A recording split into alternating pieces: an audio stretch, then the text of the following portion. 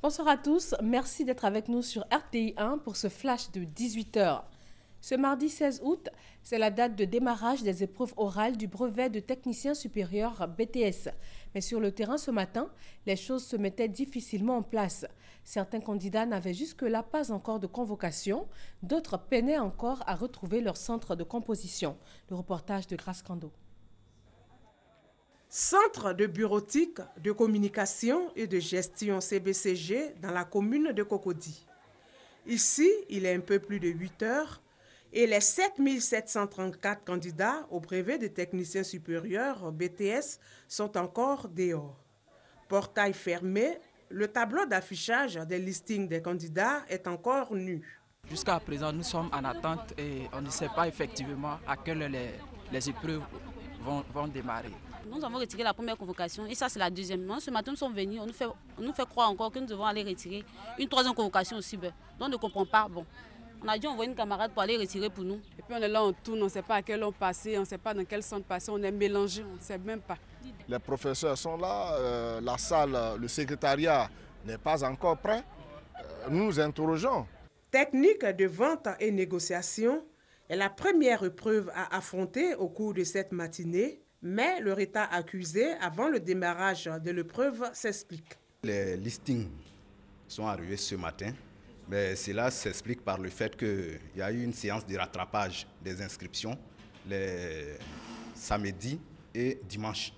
Donc on ne pouvait pas donner les listings provisoires pour avoir à compléter aujourd'hui. Donc on a dû attendre aujourd'hui pour finaliser ces listes-là et les mettre à la disposition des secrétariats. Autre constat dans cet établissement privé dans la commune du Plateau, le décor est le même, les candidats sont aussi dans l'impasse, la chaussée a même été rétrécie par ces derniers. Le tableau qui est là-bas affiche les noms des jurys, donc pour voir l'ordre des passages. Donc aujourd'hui on remarque qu'on passe aujourd'hui. Mais maintenant on rentre au sein de l'établissement, on remarque que rien n'est prêt, on ne parle pas, il n'y a pas d'organisation. Selon les responsables de ce centre, toutes les conditions ne sont pas encore réunies. Pour le moment, on a seulement un seul jet de listing de candidats qu'on a affiché. C'est ce qui a permis de canaliser les candidats dehors. Et on attend donc les autres listings qu'il nous faut pour commencer. Le nombre de candidats au brevet de technicien supérieur, session 2016, est de plus de 46 000. Et les épreuves orales durent 4 jours.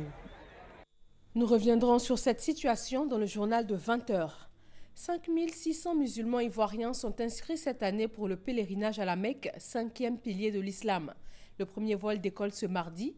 À quelques heures de ce premier départ, l'heure est à la distribution des kits et des passeports à la grande mosquée de la Riviera Golf dans la commune de Cocody. Au Gabon, deux poids lourds de l'opposition, Guinzouba Ndama et Casimir Oyemba, se rallient à Jean-Ping.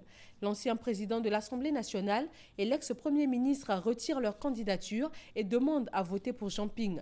L'ancien président de la Commission de l'Union africaine voit ainsi se joindre à lui deux des principaux adversaires du président Ali Bongo, président sortant. Le parquet turc a requis 2 peines de prison à vie et une peine supplémentaire de près de 2000 ans d'emprisonnement à l'encontre de Fethullah Gülen. Il est accusé d'être à l'origine du coup d'État avorté du 15 juillet dernier en Turquie. Dans l'acte d'accusation de 2527 pages, le prédicateur est accusé d'avoir tenté de détruire l'ordre constitutionnel par la force, former et diriger un groupe terroriste armé. Les États-Unis ont annoncé hier lundi avoir remis 15 détenus de la prison de Guantanamo aux Émirats arabes unis. C'est le plus important transfert opéré par le gouvernement du président Barack Obama qui a promis de fermer le camp. João Havelange est mort ce mardi à l'âge de 100 ans à Rio de Janeiro, sa ville natale. Il a été président de la FIFA de 1974 à 1998 avant de passer le relais à Joseph Blatter. Le Brésilien qui avait contribué à attribuer à son pays le mondial 2014 de football et les Jeux olympiques 2016 avait été hospitalisé plusieurs fois ces dernières années pour des problèmes pulmonaires. En Côte d'Ivoire, 10 à 12 personnes sur 100 000 habitants meurent chaque année du cancer de la prostate. Les spécialistes recommandent le dépistage précoce chez les hommes âgés de 45 ans et plus. Dans le journal de 20 h, nous vous proposons un dossier consacré à la prostate, cette glande de l'appareil génital masculin. Merci donc de rester avec nous sur RTI 1. À tout à l'heure, 20h.